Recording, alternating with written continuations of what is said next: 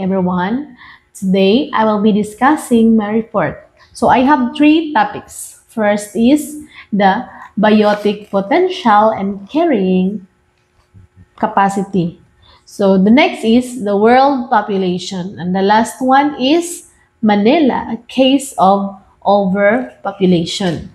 So, for now, we go to our first topic, biotic potential and carrying capacity. So when we say biotic, it is the living things such as plants or the animals. Okay, so next, allow me to read the learning objectives. So by the end of this lesson, students will be able to define biotic potential and carrying capacity and explain how biotic potential influences population growth and also describe factors that limit population growth. And next is differentiate between exponential and logistic growth. And the last one is analyze real-world examples of carrying capacity. So, the first question is, what is biotic potential? So, in your own, no? So, diha sa imuha karon, so, you have tried to ask yourself. Okay? So, first is, it is the maximum reproductive rate of a species under ideal conditions. So, meaning, it is no limiting factors like food shortage, disease, or predators. Okay? So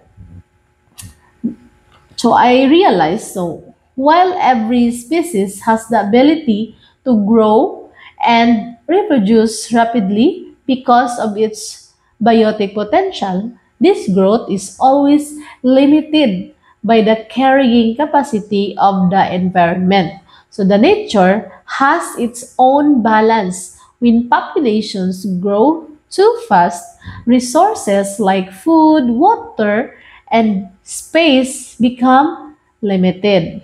So leading to competition and sometimes population decline. So this shows the importance of maintaining ecological balance and using natural resources wisely. And also, it reminds us that human activities should respect the limits of our environment. So, the future generation can survive. Okay? So, the next is biotic potential is without environmental limitation. So, muna to ang akong gipang ingon ganiha. Okay. So, next is factors influencing biotic potential. First is reproductive rate, which is the number of offspring. So, it produced by individual or population over a specific period of time. So, it is a direct measure of an organism's success in passing its genes to the next generation. So, next is the age at first reproduction. So, when we say about that, it refers to the earliest age at which an organism can reproduce. The next is the frequency of reproduction. So, frequency of reproduction refers to how often a species can reproduce in a given period of time under ideal environmental conditions. The last one is survival rate of offspring. It is limited by environmental factors in reality. Okay? So mao na siya ang factors nga nag-influence sa biotic potential. Okay, next is Next question. How is it influence to population growth? So, number one, makadetermine siya the maximum growth rate. So, ang iyahang maximum nga rate. Next is leads to exponential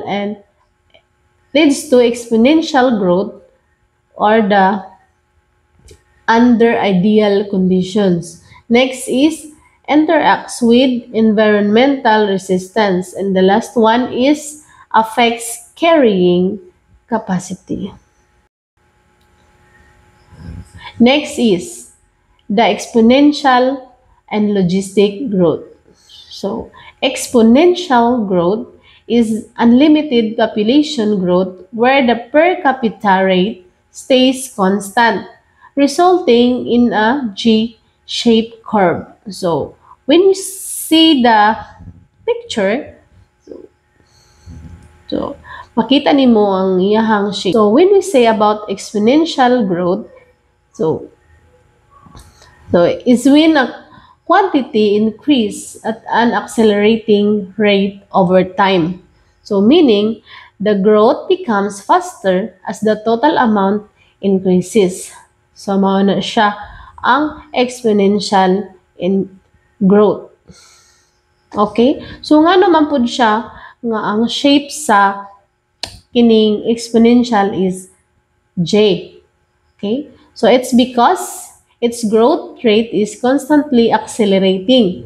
So, another is slowly at first and then rapidly. So, the next is we go back to logistic growth. Okay, logistic growth is limited by environmental factors like resources, causing the growth rate to slow as the population approaches the carrying capacity, resulting in an S-shaped curve. So, mo na siya. Okay, so, unsa man dayon ni ang kining S. Okay, go back to the picture. So, tanawa din ha. So, S. Okay, so, na siya carrying capacity.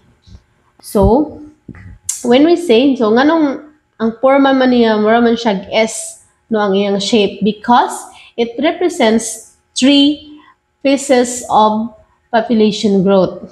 One is initial slow growth. Next is a period of rapid exponential growth. Last is a final slowing down, or it is from slow to fast and then to slow growth. Okay, so the next question. What is carrying capacity? So, first is the maximum number of individuals and environment can support sustainably. So, nagakuan siya sa maximum sa kadaghan. Animals. It determines by resources, food, water, and shelter. Meron ko siya ang carrying capacity. So, siya ang nag-determine sa mga resources, no? Like sa pagkaon, sa food, sa lugar, o sa balay. Next, the example. So, a deer population in the forest, where the environment can only support a certain number of deer based on food, water, and shelter. If predators like wolves are removed, the deer population can grow beyond the carrying capacity, leading to scarcity of resources that causes starvation and subsequent population crash. Okay? Patay. Okay?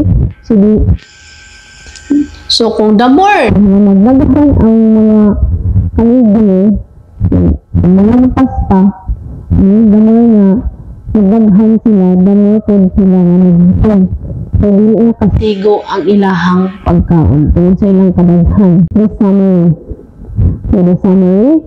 The higher the biotic potential, the faster a population can increase. But actual growth depends on how much environmental resistance limits that potential. Next is carrying capacity helps maintain ecological balance and ensures that ecosystem can continue to support life over the long term.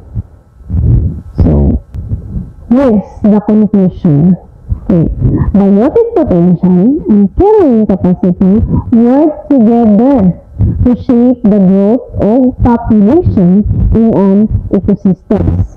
Next is, while biotic potential represents the ability of organisms to reproduce and increase in number, the carrying capacity sets the natural limit based on available resources and environmental conditions. Sumuna siya. Next is, when these two factors are balanced, ecosystems remain stable.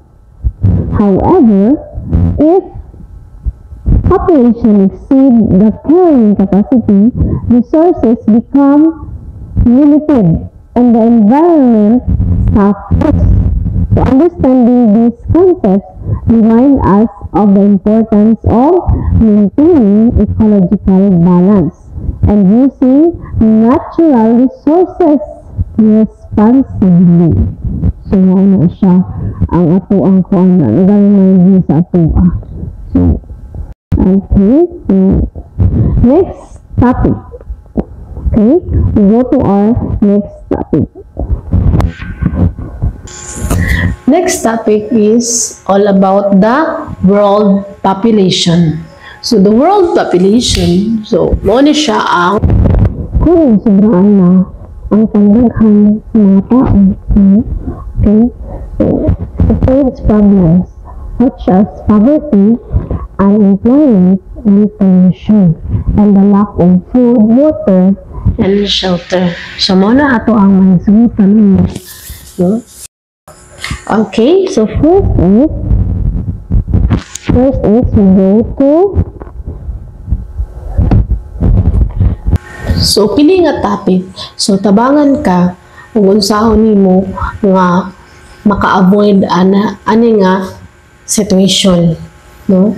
So first, what is population? So it is the total number of people living in a specific area. So perspective, so over 8 billion people in 2023. So, mo na siya ang na-record atong year 2023. So, naabot na ang 8 billion people. No?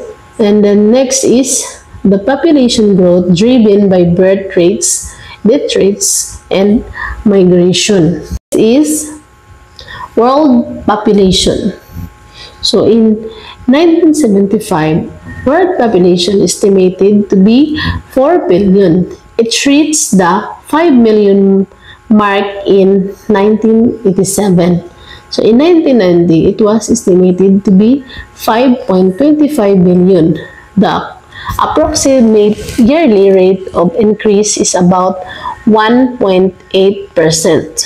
So at this rate, the world population will reach the 6 billion mark by year 2000. So over the years, the growth of human population has been very dramatic. So sufficient food, shelter, clean air, and water is more difficult. So mo na siya. So kung magdaghan, so the more magdaghan, so the more pod magdaghan pod ang kanang problema, no, maglisod ta. Imo makita din sa picture nga in 1,800, so hinahinay pa lang, so hantod ni abot siya diri sa 1,850, so nitaas siya og pag-abot na ni kaliton siyang taas pagka 1,950. So pag-abot na yun sa kaning estimated nila nga year sa year 2050. So grabe ang pagtaas. So every year nagadaghan ang mga tao. Okay, so the effects of overpopulation. Okay, first is strain on natural resources. Okay, next is the environmental degradation and pollution. So mao ni ang mga effect. Next is the effects of underpopulation. Okay, first is labor shortages. Next is aging population. So, no? Okay? So, the next is the economic decline. The last is pressure on healthcare and pension. First is family planning and education. So, importante ni sa pamilya nga naa yung family planning. Apektado ang mga anak. Next is empowering women. So, next is sustainable resource management, then international cooperation and policy making. Next is the conclusion. So, world population continues to grow but unevenly. So, ang population sa kalibutan kanunay nagatubo. Pero lahi-lahi, so dili same sa ubang lugar. So, next is both overpopulation and underpopulation pose challenges. Next is the last, sustainable strategies are essential for the future. Last topic is all about the place of Manila. So, Manila, a case of overpopulation. So, familiar naman siguro ta ana nga lugar no kaning Manila kay tungod even though wala pa ta kaanhana nga place, but ato makita sa television sa mga balita, what is overpopulation? So first is occurs when the number of people exceeds the capacity of the environment. So kaning overpopulation, so mahitabo lang daw ni kung mulampas na sa capacity of the environment. Next is, why Manila? So, ngano kinimang Manila ang napili nga lugar, no? Nga, mao ang siya ang pinakadaghan o kining mga. Next is, the effects on environment.